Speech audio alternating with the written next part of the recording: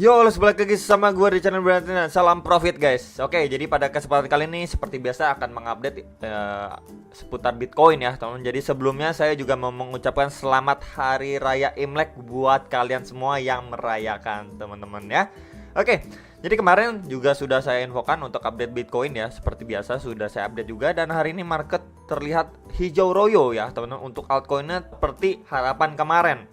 Kalau misalkan kita lihat untuk Bitcoin dominance-nya time frame 4 jamnya pun ya teman-teman ya. Di sini kita bisa lihat adanya rejection seperti harapan kita kemarin ya. Ketika dia sudah breakdown ya, kemudian di sini dia seperti fake out ya, mantul, kemudian dia kena reject lagi ya di sekitar 42,8, akhirnya dia soar ke bawah teman-teman. Jadi itu yang mengakibatkan altcoinnya ini bisa lebih bernapas kita lihat ya. Sedangkan untuk Bitcoinnya ini perlahan naik ya, seperti ekspektasi kita kemarin di video yang sudah saya upload sekitar 21 jam yang lalu teman-teman ya.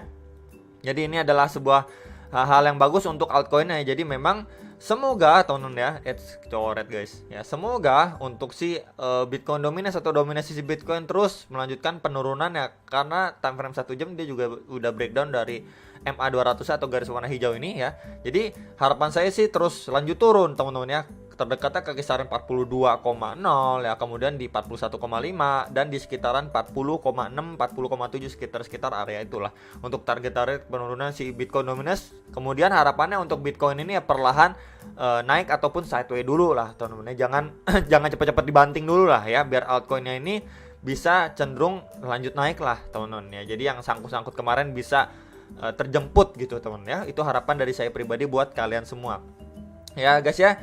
Nah, kemudian untuk kita langsung bahas untuk Bitcoinnya ya. Jadi kemarin itu kita bisa lihat ya, harapannya itu dia memang mampu bertahan di MA200 time frame 1 jam ini, atau garis warna hijau. Dan ternyata ya, teman-teman, dia mampu mempertahankan posisinya ketika dia sudah breakdown dari channel ini. Jadi seakan-akan dia mau drop lebih dalam, cuman di waktu yang bersamaan juga dia seperti fake out.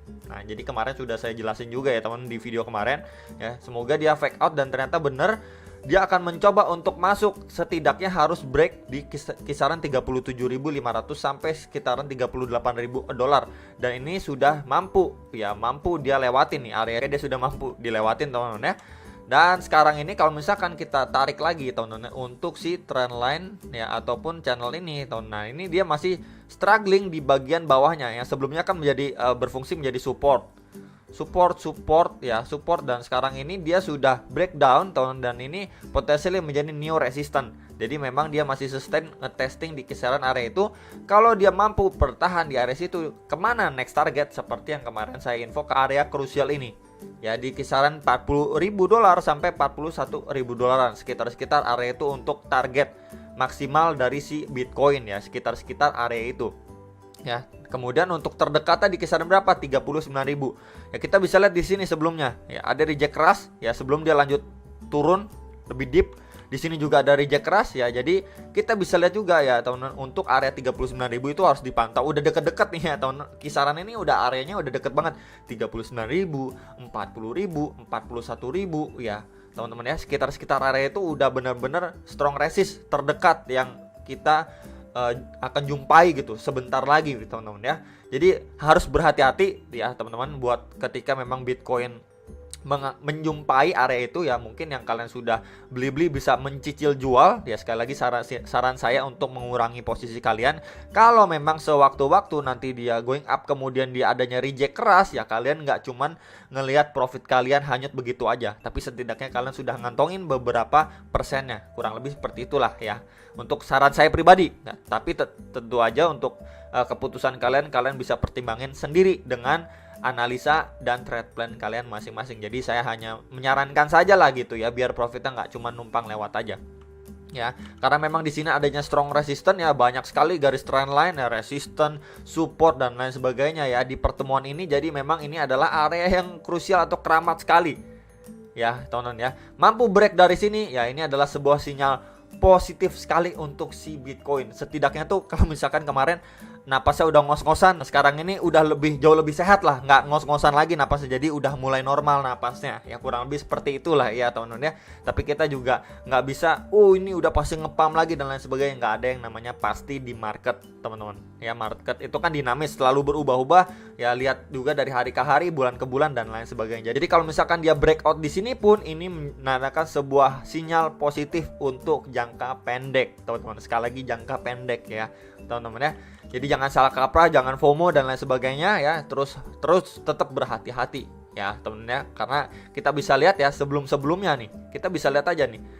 Ketika memang dia drop dalam di sini, drop dalam ya, kemudian satu terus dia ngepam. Ya, kebanyakan orang ini malah makin FOMO. Bakalan ngira ini bakal ngejar lagi ke ATH sebelumnya. Ternyata ya di sini malah kena reject kuat.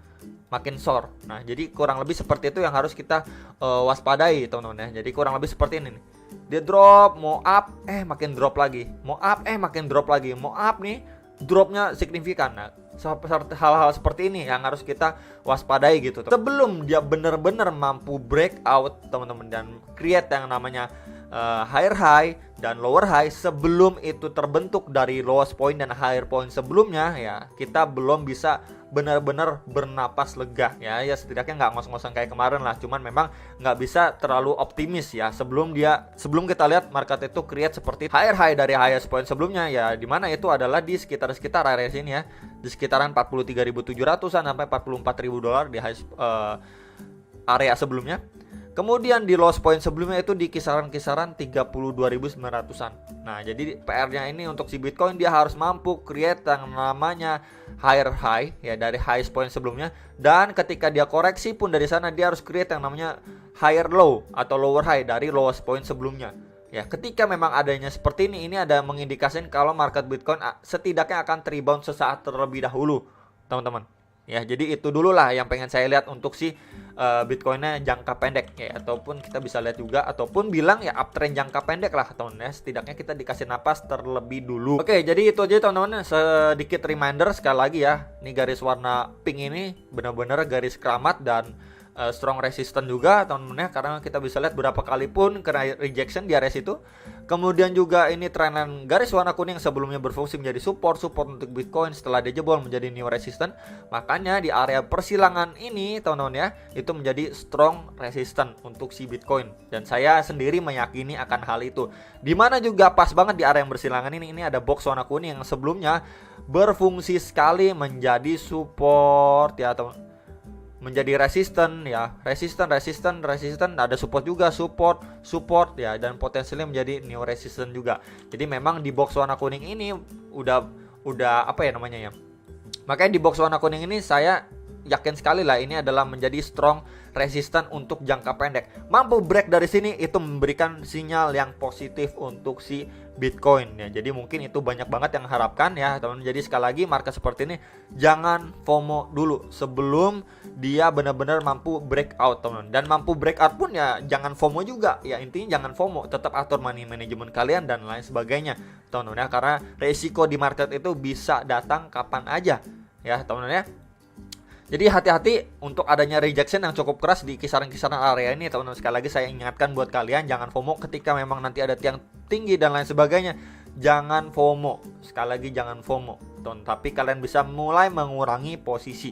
Itu sih saran dari saya pribadi. Tapi kembali ke kalian semua ya, sekali lagi untuk trade plan-nya seperti apa, manajemen resiko kalian seperti apa, dan trading plan ataupun analisa yang kalian yakini seperti apa ya, untuk bisa memantapkan pilihan kalian kembali.